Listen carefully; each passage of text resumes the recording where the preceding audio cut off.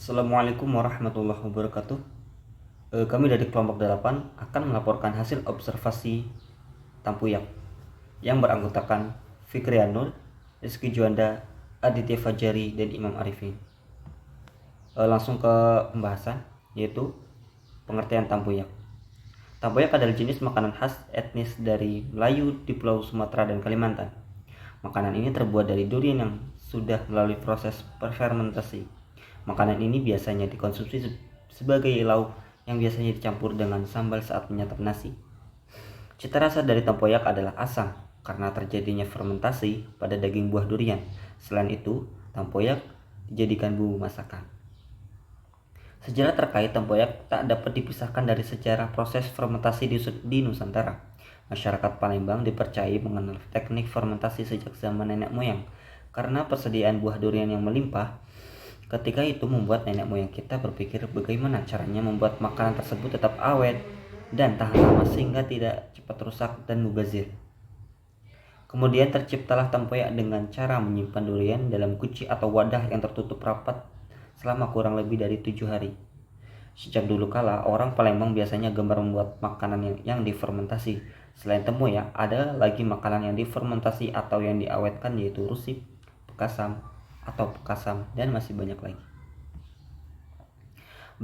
Berdasarkan sejarah terciptanya tempoyak adalah agar tidak terjadinya pemborosan. Hal ini sejalan dengan ajaran Islam yang melarang tindakan mubazir dan boros. Banyak sekali ayat-ayat Al-Quran dan hadis-hadis Nabi berbicara dan menjelaskan tentang pentingnya untuk menjauhi sikap boros. Bahkan dalam salah satu ayat Al-Quran yang bersikap boros disifatkan sebagai saudaranya setan, sebagaimana yang terdapat dalam Quran Surah Al-Isra ayat 27 yang artinya, sesungguhnya orang-orang yang boros itu adalah saudara setan dan setan itu sangat ingkar kepada Tuhannya. Selanjutnya akan dilanjutkan oleh teman kami. Baik, selanjutnya saya akan menyampaikan tentang hasil observasi. Narasumber kami bernama Ibu Ida Endriani. Beliau tinggal di Jalan Sawang Raya 3. Untuk waktu observasi, kami melakukan observasi pada tanggal 14 Desember 2022, tepatnya pada pukul 9 pagi.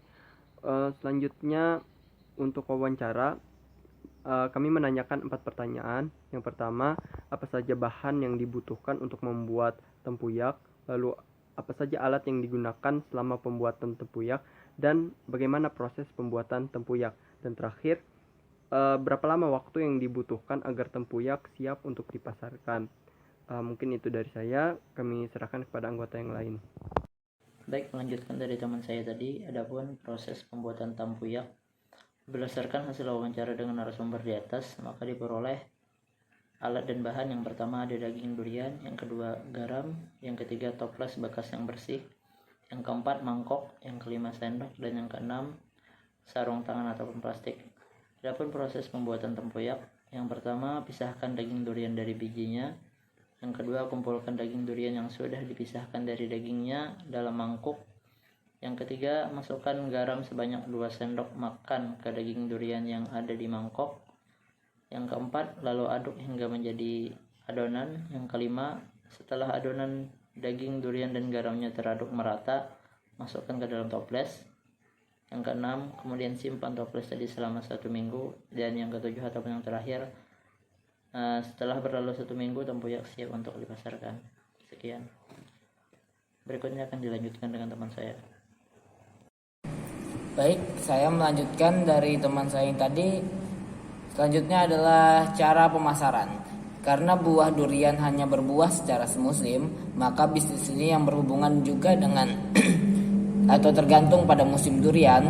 Oleh karena itu, pengolahan tempuyak hanya dapat dilakukan saat musim durian atau saat musim tersedia stok durian. Adapun untuk penyimpanan tempuyak cukup tahan lama sehingga dapat dipasarkan di luar musim durian itu sendiri. Baik, sekian dari kelompok kami. Wassalamualaikum warahmatullahi wabarakatuh.